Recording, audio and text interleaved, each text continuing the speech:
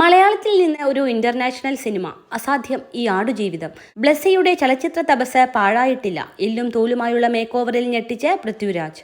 ബെന്യാമിന്റെ പ്രശസ്തമായ ആടുജീവിതം നോവൽ സിനിമയാകുന്നു എന്ന് കേട്ടപ്പോൾ തന്നെ ചലച്ചിത്ര പ്രേമികളുടെ മനസ്സിലുയർന്ന സന്ദേഹം ഹോളിവുഡ് നിലവാരം ആവശ്യപ്പെടുന്ന ദൃശ്യഭംഗിയുള്ള ഈ രംഗങ്ങൾ ഒരു മലയാളിക്ക് ചിത്രീകരിക്കാൻ കഴിയുമോ എന്നായിരുന്നു.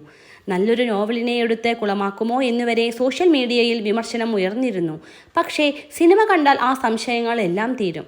നോവൽ വായിച്ച് മനസ്സിൽ പതിപ്പിച്ചവർക്കിടയിലേക്ക് അതേ കൃതിയുടെ ദൃശ്യഭാഷ്യവുമായി എത്താൻ അസാധാരണമായ ധൈര്യം വേണം. പക്ഷേ ബ്ലെസ്സി അതിൽ വിജയിച്ചിരിക്കുന്നു. നിറഞ്ഞ കണ്ണുകൾ തുടച്ചുകൊണ്ട് കൈയടിച്ചാണ് പ്രേക്ഷകർ ചിത്രം കണ്ടിറങ്ങുന്നത്. ഒരു സംശയവും വേണ്ട. 2024 മലയാള സിനിമയ്ക്ക് ഭാഗ്യവർഷമാണ്. ഇതാ ഒരു സൂപ്പർ ഹിറ്റ് കൂടി ഇപ്പോൾ ഇറങ്ങിയിരിക്കുന്നു. നല്ല സിനിമയെ സ്നേഹിക്കുന്നവർ നിർബന്ധമായും കണ്ടിരിക്കേണ്ട ചിത്രമാണ് ആടുജീവിതം. ഒരു സംവിധായകൻ നീണ്ട 16 വർഷം ഒറ്റ ചലച്ചിത്രത്തിനായി മാറ്റിവെക്കുക, 6 വർഷത്തോളം ഷൂട്ട് ചെയ്യുക, ഒരു സീനിനു വേണ്ടി മാത്രമായി 24 ദിവസമൊക്കെ ഷൂട്ട് ചെയ്യുക, 35 കിലോയോളം തൂക്കം കുറച്ച് എല്ലും തോലുമായി അമ്മ കണ്ടിട്ട് കരഞ്ഞുപോയ ആ മേക്ക് ഓവറിൽ ഒരു നടൻ അഭിനയിക്കാനായി എത്തുക. ആടുജീവിതം എന്ന സിനിമ വെറുമൊരു സിനിമ മാത്രമല്ല, അതിൻ്റെ അണിയറ ശില്പികളെ സംബന്ധിച്ച് അതൊരു തപസ്സോ ഉപാസനയോ ആണ്. പ്രേക്ഷകരുടെ മനസ്സ് മരുഭൂമിയിലെ ചൂടുകാറ്റടിച്ചെന്ന പോലെ പൊള്ളിപ്പിക്കാൻ ആടുജീവിതത്തിന് കഴിയുന്നു. കാഴ്ച, തന്മാത്ര, പളുങ്ക്, കൊൽക്കത്ത ന്യൂസ്, ഭ്രമരം, പ്രണയം എന്നീ ഒന്നിനൊന്ന് വ്യത്യസ്തമായ ചിത്രങ്ങളാണ് അയാൾ ഇതുവരെ ചെയ്തത്. പക്ഷേ ആടുജീവിതം എന്ന ഒരു ചിത്രം മതി ബ്ലെസ്സിയുടെ കരിയറിനെ അടയാളപ്പെടുത്താൻ. മരുഭൂമിയിലെ ടാങ്കർ വെള്ളത്തിൻ്റെ ഓവർഫ്ലോയിൽ നിന്ന് ആറാട്ടുപുഴയിലെ ആറ്റിലേക്കുള്ള ജംപ് കട്ട് സീനിൽ കഴുകന്മാർ നജീബിനെ ആക്രമിക്കുന്ന രംഗത്ത്, മരുഭൂമിയിലെ മണൽക്കാറ്റിൻ്റെ ഹുങ്കാര സമയത്തൊക്കെ ബ്ലെസ്സിയിലെ സംവിധായകൻ്റെ പ്രതിഭ നമുക്ക് കാണാം. ആദ്യ പകുതി പിന്നിടുമ്പോഴേക്ക് കാണികളുടെ തൊണ്ട വരളുമെന്ന് പറയുന്നത് വളരെ ശരിയാണ്. അത്രയേറെ തീവ്രമാണ് ശ്രീകർ പ്രസാദിൻ്റെ ക്യാമറ. മണൽക്കുന്നും മരുപ്പച്ചയും മരീചികയും മണൽക്കാറ്റും വിഷപ്പാമ്പുകളും ഒക്കെയായി മരുഭൂമി എന്ന ആവാസ വ്യവസ്ഥയെ ചിത്രം അതിഗംഭീരമായി എടുത്തിട്ടുണ്ട്. ഇതിലെ നജീബ് എന്ന കഥാപാത്രത്തിനു വേണ്ടി 35 കിലോയോളം തൂക്കം കുറച്ച് എല്ലും തോലുമായ പൃഥ്വിരാജിനെ കണ്ട് അമ്മ മല്ലിക സുകുമാരൻ കരഞ്ഞുപോയ അനുഭവം നേരത്തെ വാർത്തയായിരുന്നു. ചിത്രം കണ്ട പ്രേക്ഷകർ ഓരോരുത്തരും ആ വികാരത്തിലൂടെ കടന്നുപോകും. അത്രയ്ക്കു റിയലിസ്റ്റിക്കായാണ് പൃഥ്വിരാജ് നജീബായിരിക്കുന്നത്.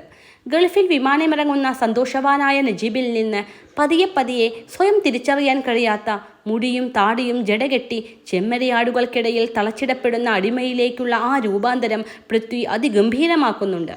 ഇൻ്റർവെല്ലിനെ അടുപ്പിച്ച് ആടിൻ്റെ പാത്രത്തിൽ നിന്ന് വെള്ളം കുടിക്കുന്ന സീനിലും, അർബാബ് പുറത്തുപോയ ദിവസം നഗ്നനായി കുളിക്കുന്ന സമയത്തും, മരുഭൂമിയിൽ കൂട്ടുകാരൻ മരിച്ച സമയത്തുമൊക്കെ പൃഥ്വിയുടെ പ്രകടനം ഒന്ന് കാണണം.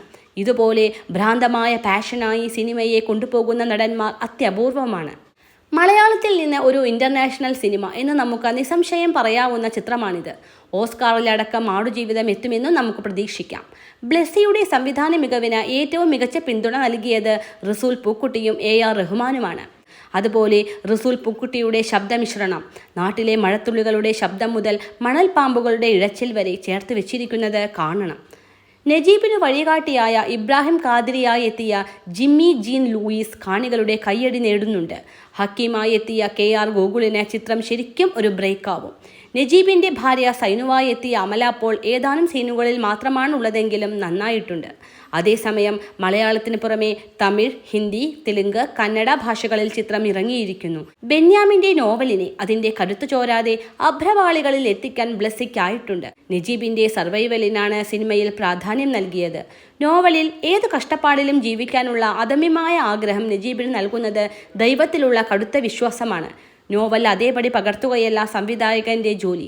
നോവലിൽ നജീബിൻ്റെ അന്തർസംഘർഷങ്ങൾ പ്രേക്ഷകന് വ്യക്തമാണ്.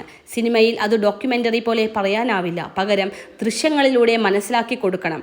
ആ പണിയിൽ ബ്ലെസ്സി 90% വിജയിച്ചിട്ടുണ്ട്. പരിമിതികളും പോരായ്മകളും എന്തൊക്കെയുണ്ടായാലും നിർബന്ധമായും കാണേണ്ട സിനിമ തന്നെയാണ് ആടുജീവിതം.